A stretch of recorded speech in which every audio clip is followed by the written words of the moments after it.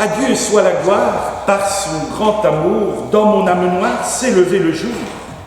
Jésus à ma place mourut sur la croix, il m'offre sa grâce. À Dieu soit la gloire, par son grand amour, dans mon âme noire s'est levé le jour. Ô venez au Père, Jésus est vainqueur, que toute la terre chante en son honneur. Eh bien oui, frères et sœurs, ce matin, nous pouvons le dire, il est ressuscité, il est vraiment ressuscité. Pas uniquement en ce jour de Pâques, bien entendu, mais en ce jour solennel, comme chaque jour qu'il fait, nous pouvons proclamer que Jésus-Christ est vivant, qu'il est Seigneur et Sauveur, et qu'aujourd'hui, il est à la droite de Dieu, son Père, notre Père. Nous sommes ainsi, par le Christ, vainqueurs. Nous avons été sauvés, nous sommes débarrassés de ce péché, nous sommes rendus libres, nous sommes plus que vainqueurs en Jésus-Christ. Gloire à Dieu au plus haut des cieux. Et oui, nous pouvons le dire, béni soit celui qui vient au milieu de nous ce matin. Soyons remplis de reconnaissance et d'allégresse. Nous proclamons non pas un Dieu mort, mais un Dieu vivant et qui vit, et cela pour les siècles des siècles. Peuple de Dieu, ainsi réjouis-toi, sois dans l'allégresse, car le Sauveur est là. Il est venu et nous avons la promesse qu'il revient bientôt. Je vous invite à nous recueillir quelques instants dans la prière.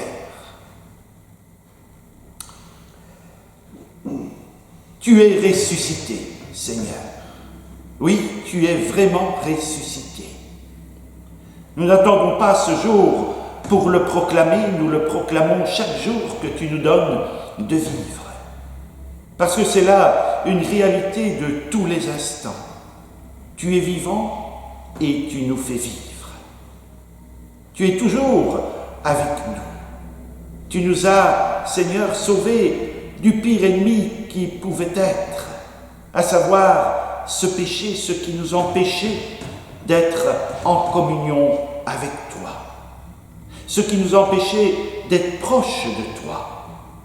Mais tu as rétabli cette connexion, tu as rétabli ce lien, tu as rétabli cette union. Oui, Seigneur, tu as vaincu la mort. Et ta croix vide nous le prouve, le tombeau vide nous le prouve. Merci, Seigneur, toi qui es notre Dieu, notre Sauveur, tout-puissant. Nous sommes remplis de joie et d'allégresse en nous sachant entre tes mains, en nous sachant sauvés par toi, en sachant que la mort n'est pas une fin en soi, pour tous ceux qui te confessent, qui croient et qui vivent par toi, en toi et avec toi. Oui, Seigneur, les ténèbres ont fait place à la lumière resplendissante, ta lumière resplendissante.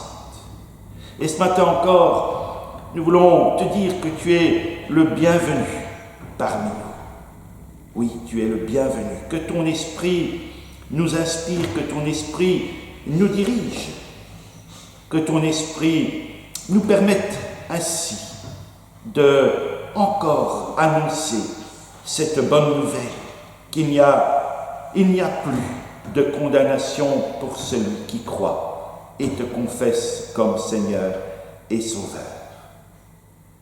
Seigneur, nous te demandons ainsi que ce temps que nous allons vivre soit un temps particulier de reconnaissance, de joie, d'attention aussi à ta parole, afin que notre âme, notre être tout entier continue à être nourri par ce qui nous est nécessaire, ce que tu nous dis directement dans nos dialogues avec toi, mais aussi lorsque nous sondons ta parole.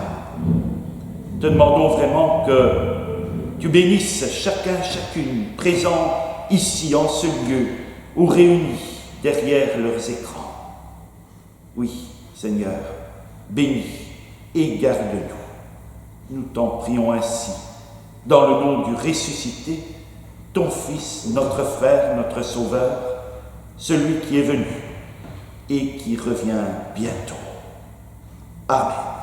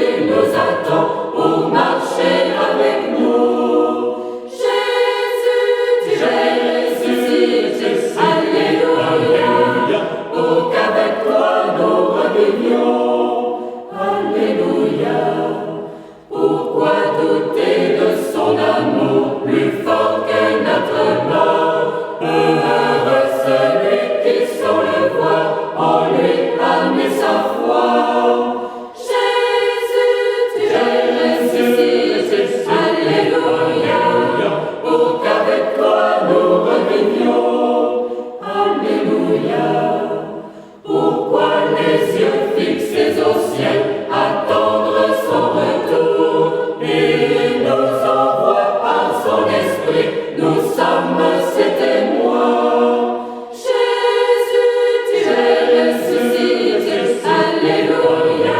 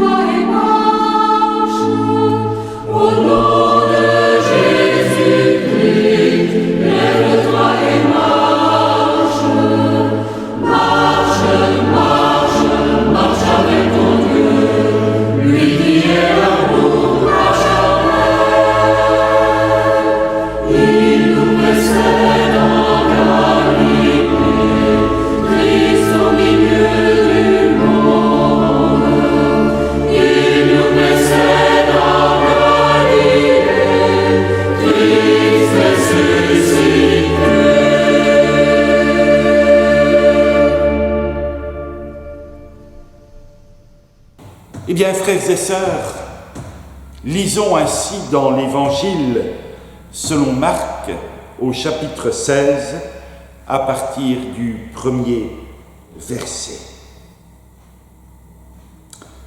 Lorsque le sabbat fut passé, Marie de Magdala, Marie la mère de Jacques et Salomé achetèrent des aromates afin d'aller embaumer Jésus.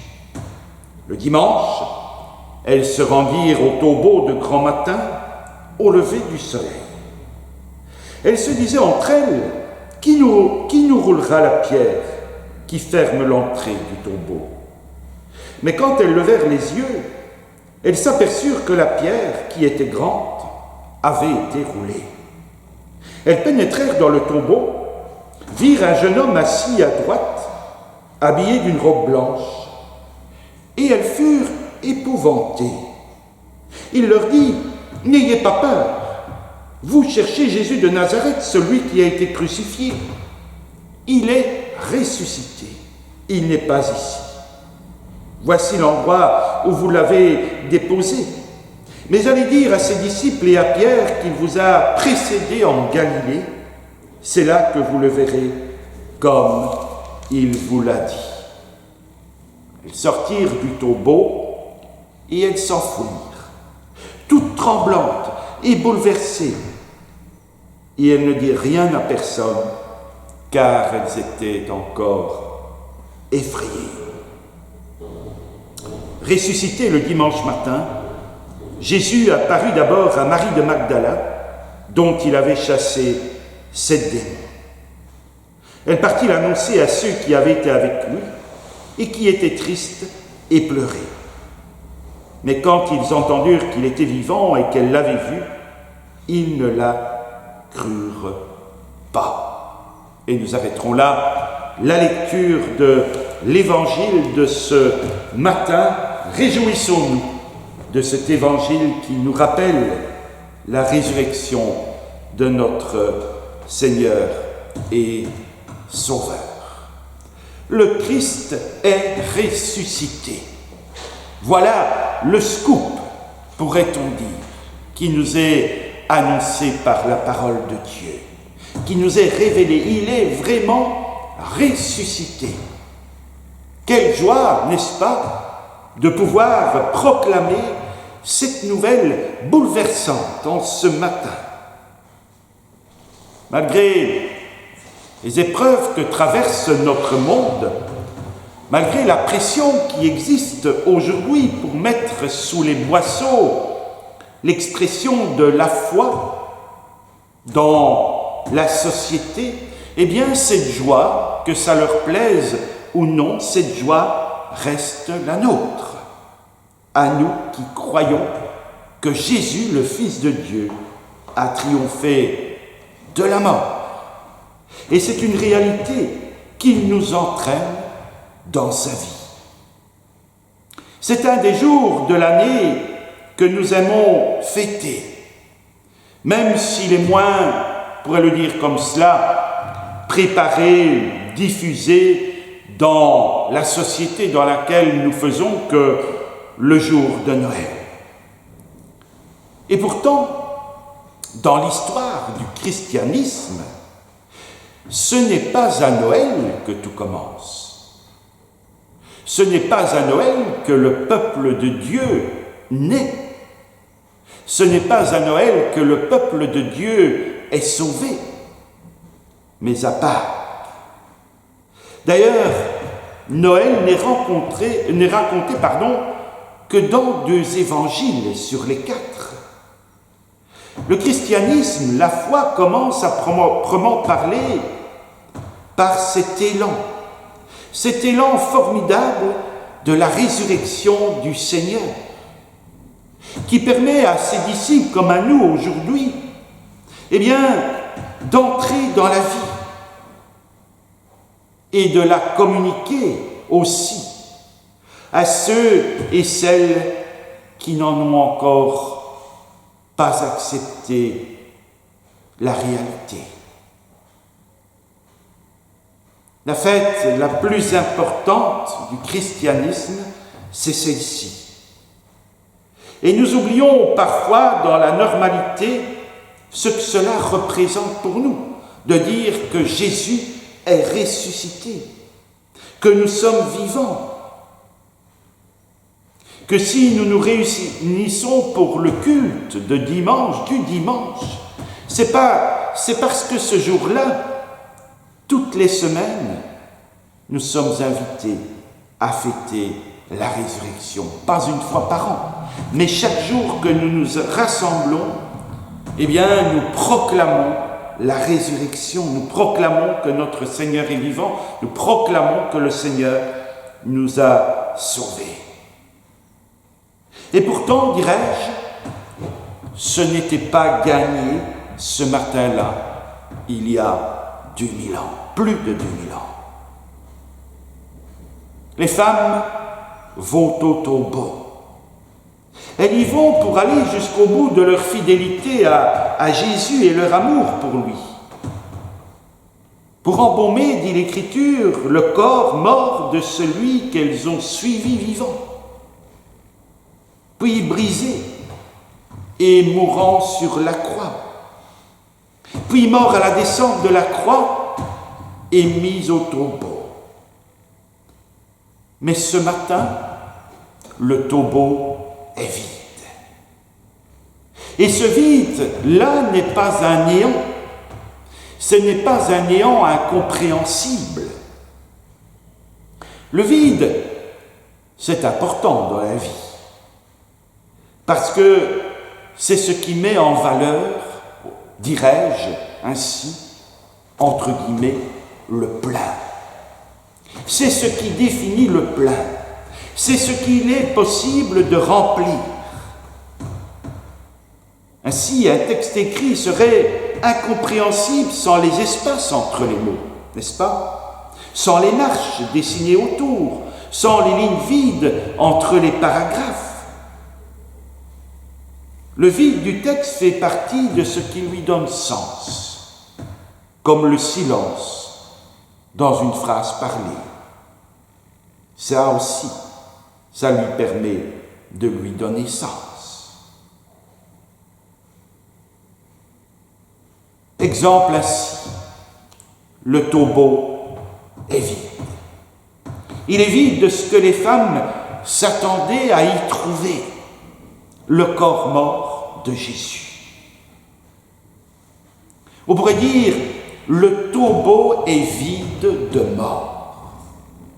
Et c'est tout ce qu'il faut pour faire place à la vie à laquelle Jésus a été relevé, premier-né d'entre les morts, comme le souligne l'apôtre Paul dans la lettre qu'il envoie aux Colossiens. Mais revenons un peu sur cette démarche des femmes. Elles se préparaient, comme on le fait souvent avec les morts, à s'attacher à un lieu de mémoire, pour honorer la vie passée d'une personne aimée. Quoi de plus logique, pourraient dire certains. Mais l'Écriture nous dit, ce n'est pas à ça qu'elles sont invitées ce matin-là. Et ce n'est pas à ça que nous, aujourd'hui, nous sommes invités, depuis que nous sommes, à notre tour, les disciples du Seigneur. Elles sont invitées à se mettre en chemin pour partager leur découverte et témoigner auprès des autres ce chemin vers Jésus vivant à travers les siècles. Quelle est leur réaction devant cette invitation? Elles ont peur, dit le texte. Elles sortent du tombeau tremblantes. Le texte original dit stupéfaites, hors d'elles. Elles sont bouleversées. Elles sont complètement renversées parce que toute leur conception fondamentales, sont remises en cause. Et on les comprend, n'est-ce pas? De prime abord, lorsque nous disons que la mort n'est pas une fin en soi, c'est difficilement compréhensible, humainement. Et beaucoup hocheraient la tête. Et pourtant, la mort qui n'est pas une fin en soi, c'est une réalité qui a été accompli une fois pour toutes à la croix du Calvaire. Cette croix vide, ce tombeau vide, nous rappelle qu'il n'y a aucune désolation en notre Seigneur, mais la victoire sur toute chose. On pourrait le dire ainsi, devant leur attitude particulière, étonnante, elles ont sans doute plutôt envie de se mettre à l'abri, comme d'ailleurs le reste du groupe des disciples, qui restera, lui, enfermé dans la chambre haute jusqu'à la Pentecôte. Leur vie est en jeu. À ce moment-là, comment réagirions-nous à leur place? Certains des chrétiens des pays où ils sont persécutés se cachent. D'autres risquent le martyre pour proclamer leur foi, ou au moins tenter de la vivre. Avoir une Bible, se retrouver pour la prière. Dans nos pays occidentaux, nous avons toute liberté de vivre et dire notre foi. Ce n'a pas toujours été le cas, comme nous montre l'histoire de la chrétienté, l'histoire plus particulièrement du protestantisme. Et nous ne savons pas, oui, ce que l'avenir nous réserve. Mais aujourd'hui, nous avons la liberté de vivre et dire notre foi en un Seigneur vivant. Alors, qu'est-ce qui nous empêche de le faire plus souvent? La peur des critiques ou encore d'être ridicule, de ne pas savoir répondre à toutes les questions? Souvent, c'est surtout difficile de se lancer seul. Mais à l'époque de Jésus, ça l'était aussi. Oui, ça l'était aussi. Il a envoyé ses disciples annoncer la bonne nouvelle deux par deux. Et dans ce récit de la résurrection, les femmes sont trois. Voilà qui nous montre bien que c'est aussi légitime de nous appuyer sur les personnes qui nous entourent pour nous lancer dans le témoignage. Mais en fait, me direz-vous, et vous avez entièrement raison, nous ne sommes jamais seuls. Le jeune homme qui est dans le tombeau le dit d'ailleurs aux femmes. Jésus les précède en Galilée. La Galilée, pour elles, qui ont suivi Jésus depuis longtemps dans ses pérégrinations. C'est le lieu où tout a commencé. Mais c'est aussi un lieu où les populations juives et non juives sont mélangées plus qu'à Jérusalem et en Judée. C'est un lieu où si on veut parler à Dieu, il faut pouvoir parler un langage moins convenu qu'au temple de Jérusalem, où tout le monde connaît à peu près la Torah, la loi juive et le langage biblique. Et le début de la mission chrétienne, les disciples, femmes et hommes, sont donc invités à partir à la suite de Jésus. Jésus, le vivant. Partir à sa suite vers des horizons divers, comme aujourd'hui, à sortir de là où il se sentait en sécurité et où nous nous sentons en sécurité. Jésus nous précède, nous qui sommes ses disciples, dans la rencontre de l'autre, dans le partage de la bonne nouvelle. Le royaume des cieux est venu au plus près de nous pour pouvoir nous entraîner dans la vie en plénitude. Jésus a annoncé cette bonne nouvelle jusqu'à en mourir pour pouvoir ensuite entrer dans la vie en plénitude et nous entraîner à sa suite.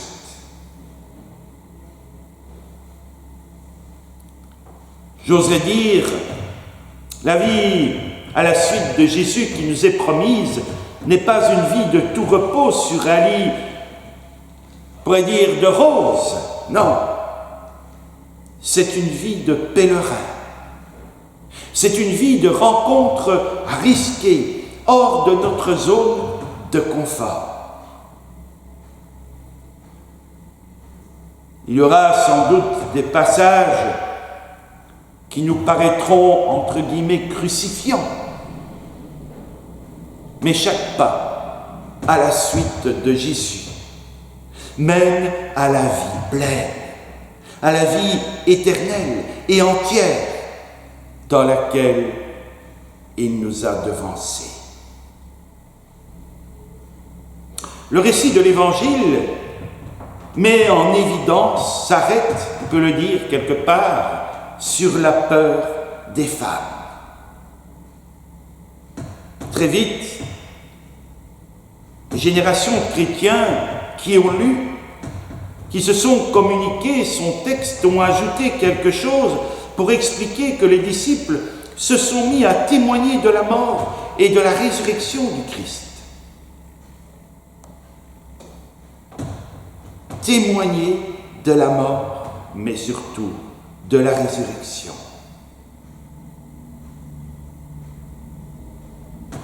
Si Marc s'était arrêté sur la peur des femmes, en terminant son récit de cette manière,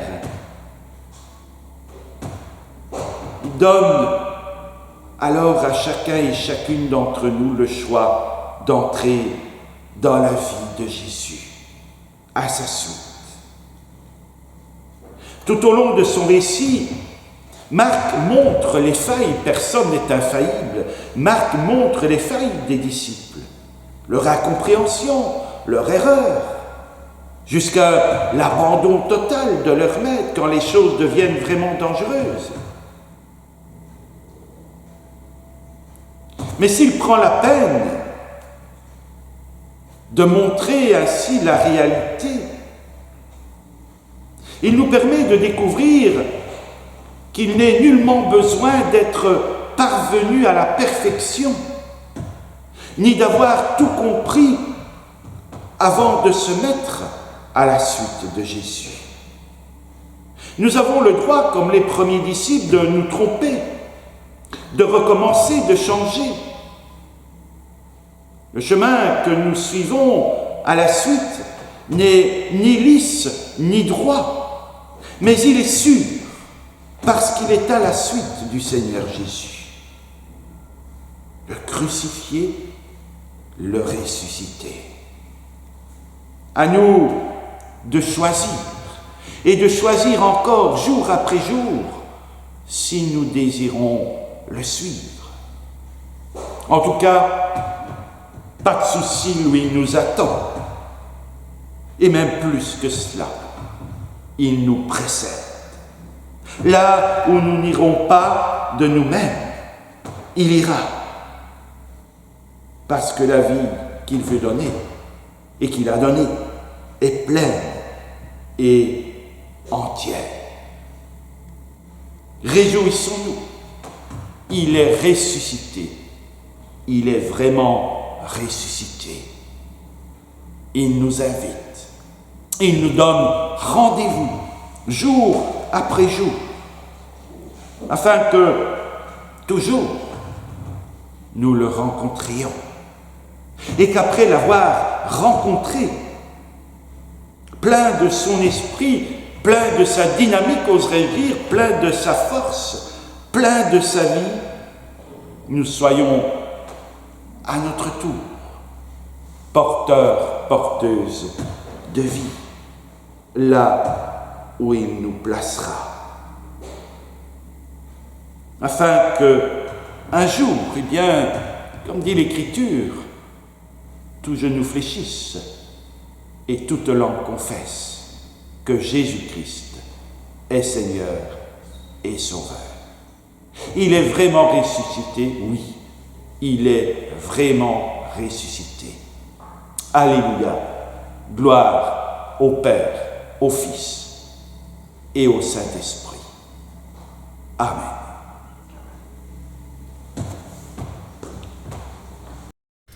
Alléluia, Alléluia, Alléluia. Christ est vivant, sublime nouvelle, il a vaincu la tombe cruelle et nous a acquis la vie éternelle.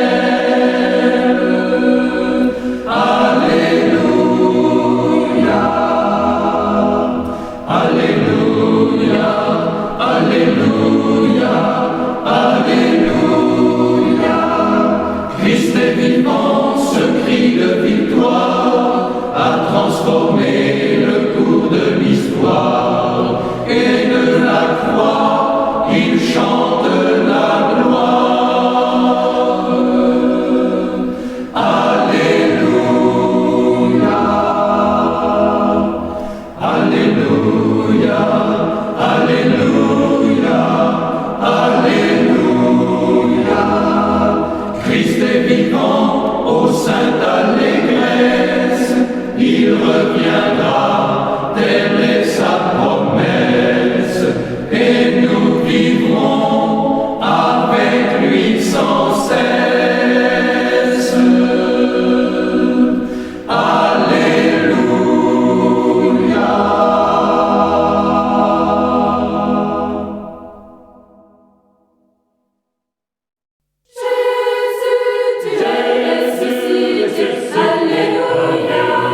au avec toi.